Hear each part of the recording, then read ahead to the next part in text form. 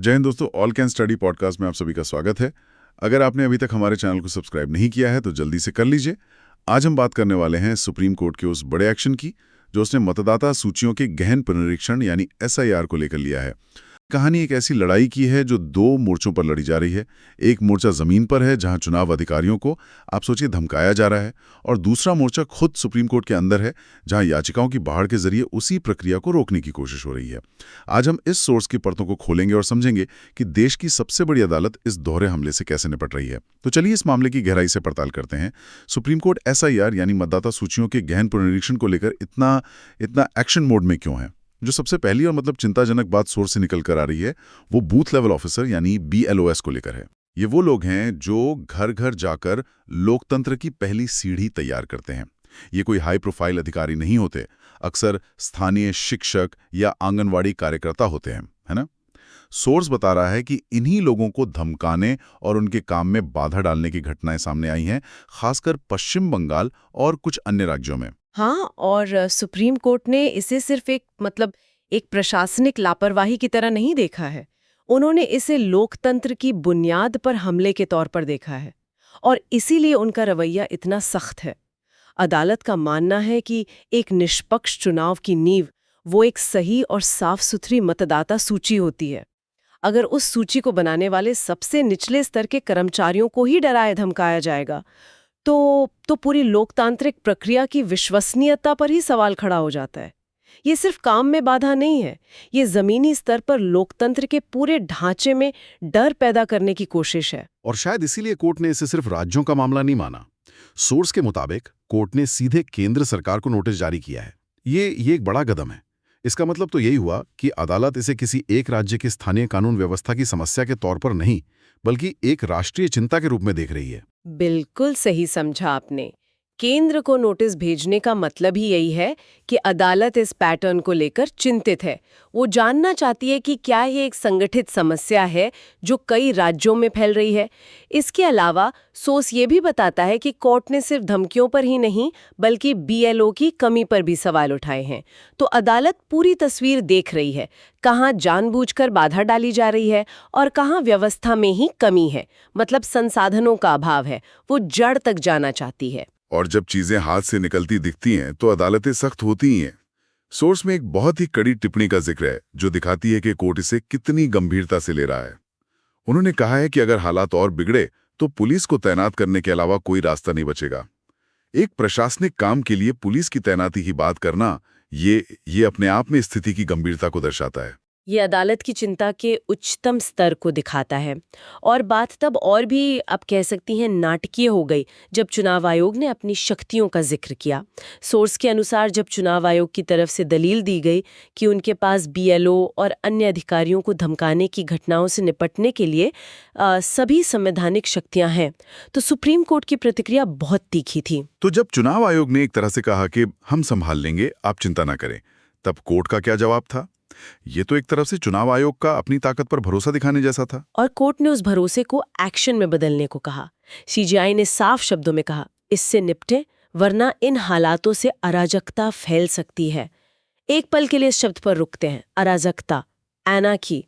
देश की सर्वोच्च अदालत जब सुनवाई के दौरान इस शब्द का इस्तेमाल करती है तो ये सिर्फ एक चेतावनी नहीं होती है, ये इस बात का संकेत है कि वो इसे अब कानून व्यवस्था के लिए एक संभावित खतरे के तौर पर देख रही हैं। इसका मतलब साफ है, कोर्ट कह रहा है कि सिर्फ कागज पर मौजूद शक्तियों का हवाला देने का समय खत्म हो गया है। अब जमीन पर उन शक्तियों का इस्तेमाल करके नतीजा दिखाने का समय है। बातें करने का समय खत्म, अब एक्शन का समय है। लेकिन हैरानी की बात यह है कि जमीन की इस आग को बुझाने की कोशिश करते हुए कोर्ट को अपने ही दरवाजे पर एक और चुनौती का सामना करना पड़ा। सोर्स बताता है कि अदालत याचिकाओं की एक ऐसी बाढ़ से नाराज है जो इस पूरे मामले को ही पटरी से उतारने का खतरा पैदा कर रही है। और यहीं पर ये कहानी और भी जटिल हो जाती है।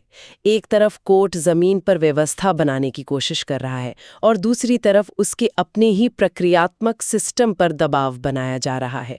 सोर्स के मुताबिक चीफ जस्टिस DY चंद्रचूड़ सुनवाई के दौरान काफी तल्ख नजर आए। उन्होंने सीधे सीधे कहा कि अगर लोग यूं ही रोज नई नई याचिकाएं दाखिल करते रहेंगे तो मतदाता सूची के पुनरीक्षण के मुख्य मुद्दे की सुनवाई वो कब होगी। तो ऐसा लगता है कि कोर्ट सिर्फ याचिकाओं की संख्या से परेशान नहीं है, बल्कि उनकी मंशा को लेकर भी शक कर रहा है। वो इसे एक तरह का न्यायिक स्पैम मान रहा है जो सिस्टम को जाम करने के लिए किया जा रहा है। बिल्कुल, और सीजीआई ने तो इसे और भी सख्त शब्दों में कहा। सोर्स के शब्दों में उन्होंने टिप्पणी की, सभी राजनीतिक व्यक्ति यहाँ सिर्फ सुर्खियां बटोरने आ रहे हैं। ये एक बहुत बड़ा और सीधा आरोप है। आप सोचिए, देश की सर्वोच्च अदालत यह कह रही है कि राजनीतिक दलों से जुड़े लोग एक गंभीर राष्ट्रीय मुद्दे पर न्याय पाने के लिए नहीं, बल्कि मीडिया में बने रहने के लिए, मतलब हेडलाइंस के लिए अदालत का इस्तेमाल कर रहे हैं। सोर्स में कुछ राज्यों का नाम भी साफ साफ लिया गया है जहां से याचिकाएं आ रही थीं। हाँ, और ये पैटर्न बहुत कुछ कहता है। सोर्स बताता है कि सुप्रीम कोर्ट में उत्तर प्रदेश, पश्चिम बंगाल, केरल, असम और तमिलनाडु से आई कई याचिकाओं पर गहरा असंतोष जताया। और इससे भी आगे जाकर कोर्ट ने इस पूरी प्रक्रिया का राजनीतिकरण करने का गंभीर आरोप लगाया। सीजीआई की एक और टिप्पणी बहुत चुभने वाली थी। उन्होंने तंज कसते हुए कहा, दाखिल करते रहिए, राजनीतिकरण करते रहिए। ये दिखाता है कि अदालत इस प्रवृत्ति से कितनी ज्यादा नाराज और हताश है। तो यहाँ एक गहरी बात समझने वाली है। अदालत सिर्फ चुनाव आयोग को नहीं डांट रही, वो एक बड़े खतरे की तरफ इशारा कर रही है। जब कानूनी प्रक्रियाओं को ही राजनीतिक हथियार बना दिया जाए तो सिस्टम अंदर से खोखला होने लगता है। ये सिर्फ मतदाता सूची का मामला नहीं, ये न्यायपालिका की अपनी साख बचाने की लड़ाई भी है। आपने बिल्कुल सही नब्ज पकड़ी है। जब अदालत को ये लगने लगे कि उसकी प्रक्रिया का दुरुपयोग हो रहा है, तो वो सिर्फ एक केस की सुनवाई नहीं कर रही होती, बल्कि अपनी संस्था की गरिमा की रक्षा कर रही होती है। तो एक तरफ जमीनी स्तर पर काम में बाधा और अराजकता का खतरा, और दूसरी तरफ अदालत में याचिकाओं की बाढ़ से न्यायिक प्रक्रिया को धीमा करने की कोशिश। ये तो वाकई एक दो मोर्चों वाली लड़ाई हो गई। तो सवाल ये है कि सुप्रीम कोर्ट इस स्थिति से निपटने के लिए क्या कर रहा है? क्या उनके पास कोई रणनीति है? हाँ, और उनकी रणनीति बहुत ही व्यवहारिक और कह सकते हैं चतुर है। उन्होंने इस अव्यवस्था में व्यवस्था बनाने का एक रास्ता निकाला है। ये सिर्फ एक प्रशासनिक फैसला नहीं है, ये एक बहुत ही चतुर न्यायिक रणनीति है।